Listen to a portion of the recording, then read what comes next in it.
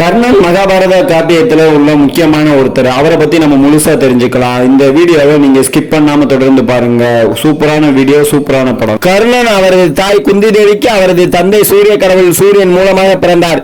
இளவரசர் பாண்டுவை அவரது தாய் திருமணம் செய்வதற்கு முன்னரே கர்ணன் பிறந்தார். குந்தி இளமையாக இருந்தபோது துர்வாச முனிவர் அவரது தந்தையை தேடி வந்திருந்தார். குந்தி முனிவருக்கு மிகுந்த கனிவோடு ஒரு ஆண்டு முழுவதும் பணிவிடை செய்தார். அவரது சேவை மற்றும் விருந்தோம்பலில் மகிழ்ந்த முனிவர் அவரது எதிர்கால திருமணத்திற்கு பின்னர் பாண்டு மூலம் குழந்தையின்மையால் ஏற்படும் சிக்கல் பற்றி கணித்து அந்த துன்பத்தை தீர்க்க வரம் ஒன்றை முன்கூட்டியே அளித்தார்.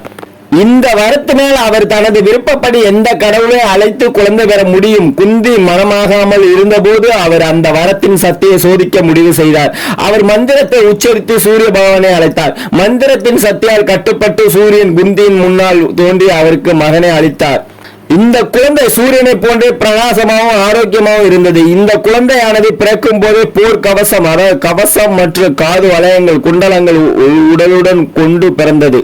இருப்பினும் குந்தி தனது கன்னித்தன்மையை இழக்கவில்லை. அவர் மனமாகாத தாயாக உலகத்தை எதிர்கொள்ள விருப்பமின்றி அவரது தோழியான தத்ரியின் துணையுடன் அவர் அந்த குழந்தை கர்ணனை கூடையில் வைத்து கங்கையில் விட்டார். கங்கையில் விடப்பட்ட கர்ணன் அதிரதன் என்பவரால் கண்டெடுக்கப்பட்டார். இவர் பிதாமகர் பீஷ்மரின் தேரோட்டி ஆவார்.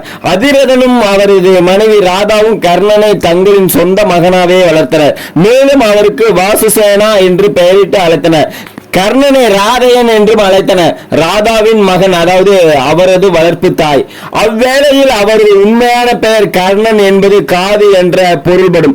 ஏனெனில் புராணத்தின்படி குழந்தை கர்ணன் அவரது தாய் குந்தியின் காது வழியாக வந்தவர். கர்ணன் மற்றும் அவரது வளர்ப்பு பெற்றோர்கள் இடையிடையான உறவானது தூய அன்பு, மரியாதை மற்றும் பாசம் ஆகியவற்றால் நிறைந்தது. கர்ணன் அவர்களின் மகனாக தனது கடமைகளை விருப்பத்துடன் செய்து வந்தார். இருப்பினும் அவர் அங்க தேசத்தின் அரசனான போது அவரது உண்மையான பிறப்பு பற்றிய ரகசியம் வெளிவந்தது. ஆயினும் கர்ணன் தனது இறப்பு வரையில் அவரது வளர்ப்பு பெற்றோருக்கு உண்மையானவராகவும் விசுவாசம் உள்ளவராகவும் இருந்தார். கர்ணனின் மகன்களாக சொல்லப்படுவது. கர்ணனுக்கு பல மகன்கள் இருந்தன. அவரது 9 மகன்களின் பெயர்கள் குறிப்பிடப்பட்டுள்ளன.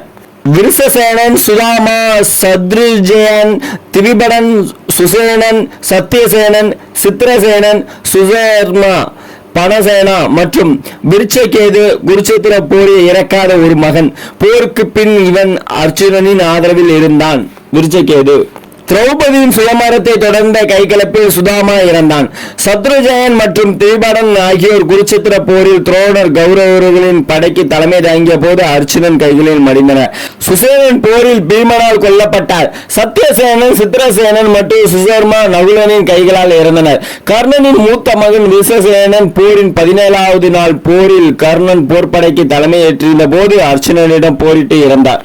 கர்ணனின் போர்களை பயிற்சின்னு சொல்லப்போனா, கர்ணன் வளர்ந்த பின்னர் அவரது தந்தை அதிரதன் போன்று தேரோட்டியாய் இருப்பதை விடவும் போர்க்கலைகளில் மிகுந்த ஆர்வம் கொண்டான். கர்ணன் துரோணாச்சாரியாரை சந்திக்கிறான். அவர் போர்க்கலைகளை கற்பிக்கும் ஆசிரியர் ஆவார். துரோணாச்சாரியா இளவரசர்களுக்கு போர்க்கலைகளை கற்பிக்கும் ஆசனாக இருந்தார். கர்ணன் தேரோட்டியின் மகன் என்பதால் துரோணர் சத்திரியர்களுக்கு மட்டுமே பயிற்சி அளிப்பேன் என்று கூறி கர்ணனை அவரது மாணவராக ஏற்றுக்கொள்ள மறுத்தார்.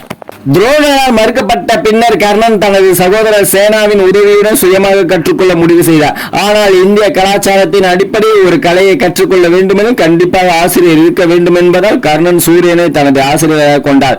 கர்ணன் அனைத்து கலைகளையும் கற்றிருந்தார். பகலில் அவர் பல்வேறு ஆயுதங்களை, போர் கருவிகள் பற்றிய தகவல்களை சேகரித்து பின்னர் சூரியன் மறைந்த பின்னர் அவற்றை பயிற்சி செய்தார்.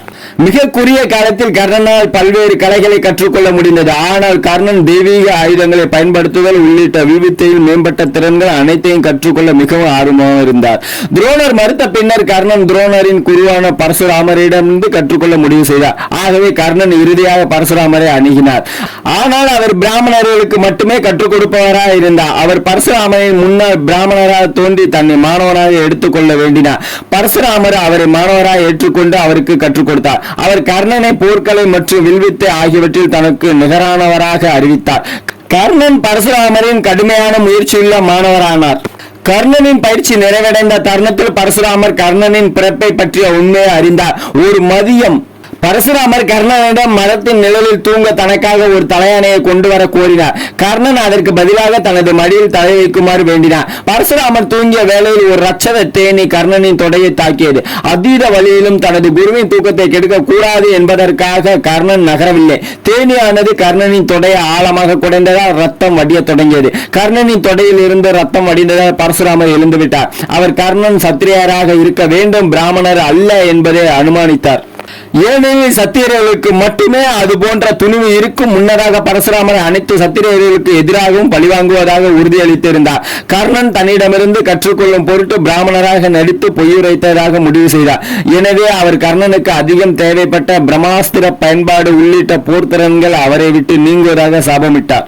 இது இந்த சம்பவம் நிகழ்ந்த வரையில் பரசுராமரிடமிருந்து கற்ற அனைத்தும் கர்ணனுக்கு மறந்துவிடும் என்பதை குறித்தது.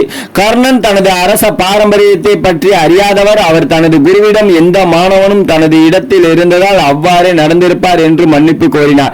கோபத்தில் கர்ணனுக்கு அளித்த சாபத்தை நினைத்து அவர் வருந்துகையில் பரசுராமரின் சாபத்தை திரும்ப பெற இயலாது.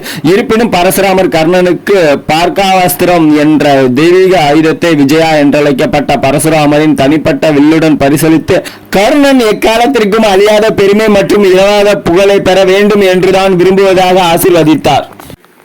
மகாபாரதத்துல கர்ணனை பத்தி நம்ம முழுசா தெரிஞ்சுட்டு இருக்கோம். இன்னும் நம்ம கர்ணனை பத்தி அடுத்த வீடியோல இன்னும் தெளிவாகவும் தெரிஞ்சுக்கலாம்.